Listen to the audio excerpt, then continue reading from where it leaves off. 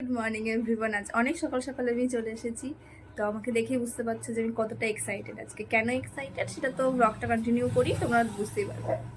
তো স্নান ধান হয়ে গেছে। আমি যে টোনারটা দিই, মানে রাইস টোনার, সেটা rice water toner, rice toner, সেটা দিয়ে দিয়েছি। এটা শুকোক, আর ততক্ষণ আমি জব করে নিই, মানে যে জব করি। তারপর আবার আসছি ভিডিওটা নিয়ে। আর সাথে থাকো, পাশে থাকো। এটা আমার চ্যানেলের ফার্স্ট বড় ভ্লগ। এতদিন তো মিনি ভ্লগই দিয়ে আসছি, এটা একটা বড় ভ্লগ। তো আশা করছি তোমরা সকলে খুব খুব ভালোবাসা দেবে ভ্লগটাকে।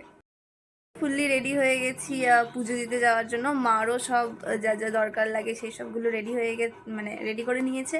এখন বাজে ওই 10টা 20 মতো বাজে, একটু দেরি হয়ে গেছে। আমি উঠলামই তো 9টার দিকে।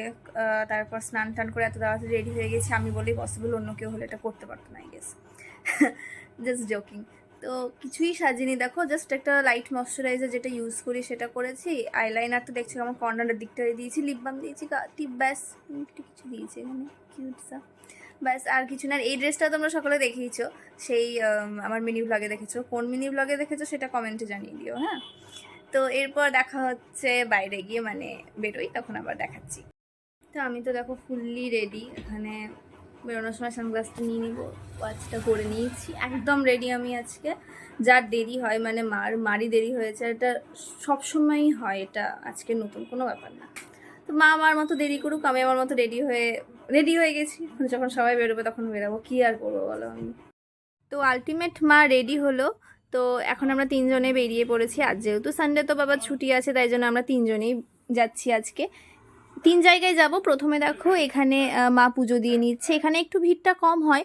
তবে এই যে পাগলা বাবার মন্দির দেখছো, এখানে চরম ভিড় হয়। তাও আজকে আমরা একটু তাড়াতাড়ি গিয়েছি, ওই 11:15 কি 11টার দিক হবে, তাই জন্য একটু ভিড়টা কম ছিল। দেখো মোটামুটি ভিড় আছে, খুব বেশি কিছু ভিড় নেই। আর এরপরে আরেকটা মন্দিরে যাব, সেটা দেখাচ্ছি। তো এখানে অনেক ছোটো ছোটো বাচ্চারা এসেছে মায়েদের সাথে ষষ্ঠী দেখতে। আমার না আজকে সকাল থেকে এত বেশি এক্সাইটেড, কারণ সেটা বলে দিচ্ছি। আমার ছোটো থেকেই না এই মানে পুজোটা খুব ভাল লাগে, কারণ আমি ছোটো থেকেই জানতাম যে এই পুজোটা আমার জন্য করছে। সো আমি খুব নিজেকে কিছু একটা ফিল করতাম, তাই জন্য আমার খুব ভালো লাগে এটা। এই মন্দিরটা তোমাদের ভালো করে একবার দেখিয়ে নিলাম। এরকম নন্দী মহারাজকে বা মা একটু পুজো করে নিচ্ছে। আজ একটা অদ্ভুত কথা শুনলাম, আমি যেটা জানতাম না অ্যাকচুয়ালি, যে নন্দী মহারাজের কানে কানে নাকি কিছু বললে সেটা তিনি শিব ঠাকুরকে গিয়ে বলেন, তারপর সেটা ফুলফিল হয়ে যায়। তো যাকে পরের বার আবার কখনো গেলে আমি কিছু বলবো কানে কানে।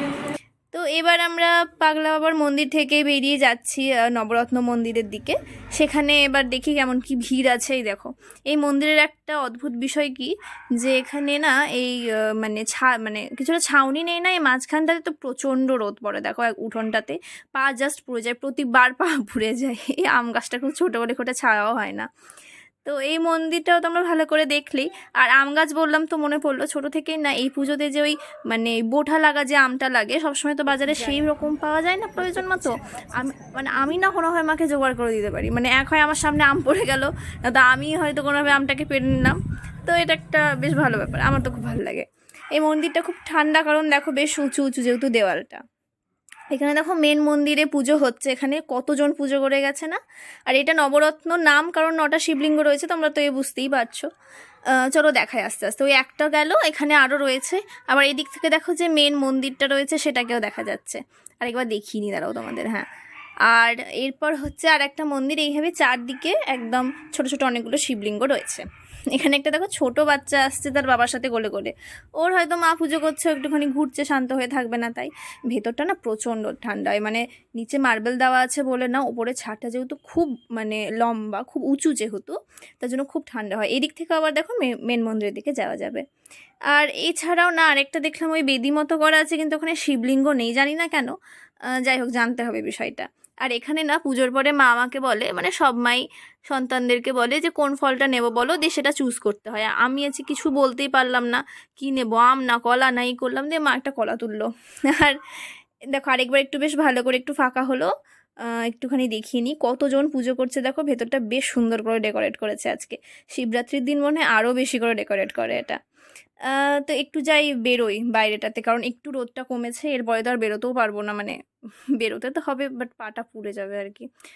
এই দেখো এই নন্দী মহারাজকে দেখিনি। এর পাশে দেখো ছোট ছোট কতগুলো শিবলিঙ্গ রয়েছে না মার্বেলে, এখানে একটা মোটামুটি বড় রয়েছে, বেশ সুন্দর করে সাজানো রয়েছে। আর পাশের দেওয়ালটাও তোমরা দেখলেই, বেশ সুন্দর করে অনেক রকম পেন্টিংস করা আছে। তো যাই হোক, রোদটা এবার মানে খুব বেশি নাচতে নাচতে আবার চলে যায় ছায়াতে, আকাশটা দারুণ লাগছে। তো সব মিলিয়ে এই ফিলিংসটা খুব ভালো লাগে আমার। এখানে দেখো একদিকে মা কালীর মন্দির রয়েছে, আরেকদিকে শনিদেবেরও মন্দির রয়েছে। তো পুজো তো দেওয়া হয়ে গেল, এবার বাবার সাথে আমি যাচ্ছি ডালপুরি আনতে। মানে অলরেডি 12টা বেজে গিয়েছিল, তো মা আবার কিছুটা জলখাবার করলে সে খেতে খেতে মনে হয় 1টা বা 1:30 বাজতো। তো ডালপুরি, মিষ্টি আর দই নিয়ে বাড়ি ফিরছি। দেখো এই হচ্ছে আমার স্কুল, এই যে নিচের ঘরগুলো রয়েছে না, ক্লাস 5, 6, 7 এখানে ক্লাস হতো আমার, ওগুলো খুব বেশি মনে পড়ে। দিনগুলো খুব ভালো ছিল, একদম golden days of my life. যাই হোক, তো বাড়ি চলে এসেছি প্রায় তখন 12টা 10-15 বাজে, যখন আমি ব্রেকফাস্ট করলাম। তো ব্রেকফাস্ট করার পরে ভাবলাম একটুখানি দই খেয়ে নিই, যেহেতু আমাদের এই দোকানে যে দোকানটা আছে যার থেকে দই সেটা খুব ভালো, প্রচণ্ড মিষ্টি হয়, ক্ষীর খাসা দই বা কিছু একটা বলে। তারপরে একটু ঘুমিয়ে নিই, আর বিকেলবেলাতে বাবার সাথে আবার বেরিয়ে গিয়েছিলাম একটুখানি। বাবা বললো একটু পেট্রোল পাম্পে যাবে তেল ভরতে, তো আমি তো অফকোর্স যাবো, তার সাথে কোথাও একটা দেখি যাব, কোথায় যাবো তা এখনও বুঝতে পারছি না, দেখি কোথায় যাওয়া যায়। আর এই তো যাচ্ছি। আর এই হচ্ছে দেখো আমাদের এখানকার ভবতারিণী মা কালীর মন্দির, তাও তোমাদের দেখাই। এই যে এই মন্দিরটা না খুব সুন্দর করে সাজানো হয়েছে, খুব সুন্দর হয়েছে আর কি, মানে রেনোভেট করা হয়েছে। আমি একবার চেষ্টা করবো এই মন্দিরে গিয়ে তোমাদেরকে দেখাতে, মাকে দর্শন করাতে। ওই সন্ধে 8টা মতো অবধি মনে হয় খোলা থাকে, তারপর বন্ধ হয়ে যায়। না তো আজকে হয়তো দেখাতাম ফেরার সময়, বা অন্য দিক দিয়ে ফিরবো কিনা তাও জানি না, দেখি কী করি। আর এই হচ্ছে আমার প্রিয় শহর, নিজের শহর, অন্যতম ব্যস্ততম একটা এলাকা। এই জায়গাটা তো আজ প্রচণ্ড ভিড়, মানে এর থেকেও বেশি ভিড় হচ্ছে এই কাদায়। আজকে দারুণ ভিড় ছিল, মানে একদম নববর্ষের লাস্ট মিনিট শপিং চলছে ধরো, চরম ভিড়, কি বলবো। এখানে 10-15 মিনিট পর বেরোতে পারলাম। এই হচ্ছে বাবা কপিলেশ্বর, এখানে নীলষষ্ঠী উপলক্ষেই পুজোটা হচ্ছে। তো আলটিমেট ঠিক করলাম যে একটু রিলায়েন্সে যাই। মাও বললো যে যখন যাচ্ছ তো একটা চায়ের প্যাকেট নিয়ে এসো। তো এখন যাচ্ছে, ওই চাটা নেব, আর হচ্ছে আমি অফকোর্স কিছু চকলেটই নেবো, কী আর নেবো। এখান থেকে এই চাটা মা নিতে বলেছিল, এটা নিলাম। আর আমি চকলেট কিছু একটা নিয়েছি, দেখো ওগুলোই নিচ্ছিলাম। দিয়ে এবার সব কিছু নেওয়া হয়ে গেল। আর হ্যাঁ, বিরক্তিকর জিনিস কি জানো তো, যখনই আমি এখানে সেই তেলের কাছে এসে আমাকে দাঁড়াতে হয়, মানে কিছু না কিছু হয়তো তেল, আমার মা খুব তেল ইউজ করে, তো এই তেলগুলো নিতেই হয়। মানে জীবনে কাউকে তেল না দিলেও তেল প্রচুর কিনতে হয় আমাকে। তো আজকে চাঁদকে মামি বলবো না মামা বলবো সেটা বুঝতে পারছি না, কারণ আজকে সে এবার পিঙ্ক, খুব সুন্দর লাগছিল আজ এই গোলাপি চাঁদটা। আমাকে এক বন্ধু ছবি পাঠালো বলে আমি দেখতে পেলাম, থাম্বনেল তো আছে, এই ছবিটা তোমরা দেখতেই পেয়েছো। তো আজকের মতো এতটাই।